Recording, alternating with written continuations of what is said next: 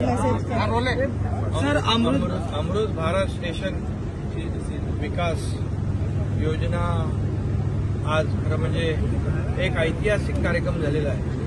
आदरणीय प्रधानमंत्री मोदी साहेबांच्या शुभ हस्ते 554 रेल्वे स्टेशनचा कायाकल्प झाला आणि सगळ्या सुविधा या ठिकाणी आज प्रवाशांना मिळत आहेत।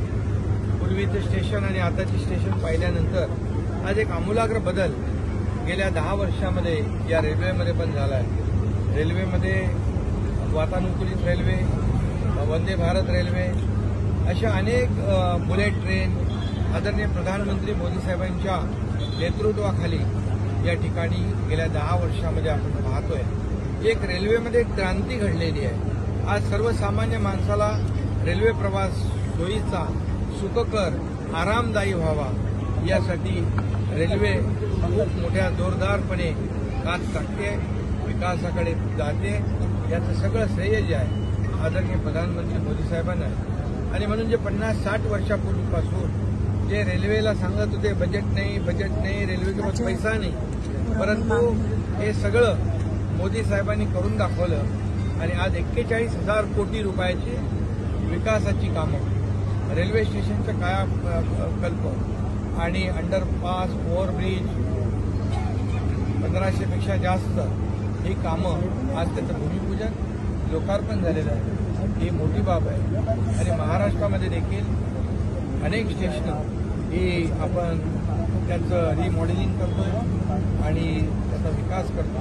आणि म्हणून मी आदरणीय प्रधानमंत्री मोदी साहेबांना खूप खूप धन्यवाद देतो, रेल्वेला धन्यवाद देतो, सर्व रेल्वेच्या अधिकाऱ्यांना धन्यवाद देतो आणि रेल्वे मंत्री अश्विनी वैष्णव त्यांच्या टीमचं देखील मनापासून अनेक प्रकल्प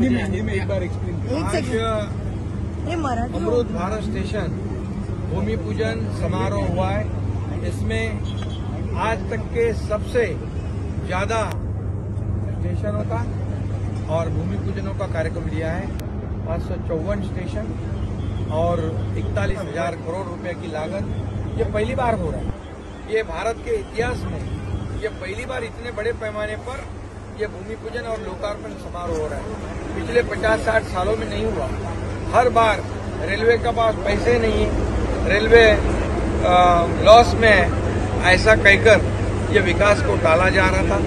लेकिन 2014 से आज 2024 तक 10 सालों में रेलवे को पूरी तरह बदलाव आया है।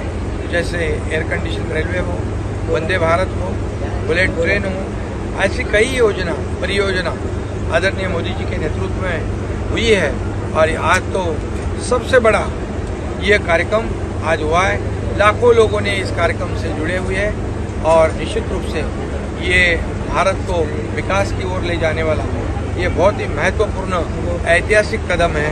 इसलिए मैं आदरणीय मोदी जी को बहुत बहुत उनका अभिनंदन करूंगा, धन्यवाद दूंगा। महाराष्ट्र राज्य को भी कई परियोजना 15,000 करोड़ रुपए का प्रावधान उन्होंने बजट में किया है। ऐसे कई स्टेशंस हैं, उनका भी कायापालट होने वाला है, बदलाव आने वाला है, लोगों को सुविधा मिलने वाली है, लोगों का प्रवास जो है आरामदायी होने वाला है।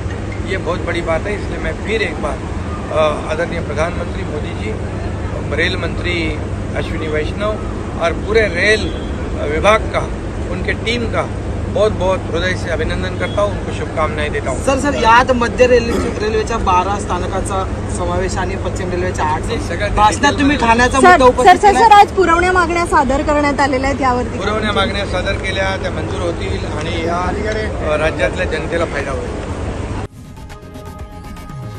लोकशाही मराठी ऐका, पहा, जागरूक रहा।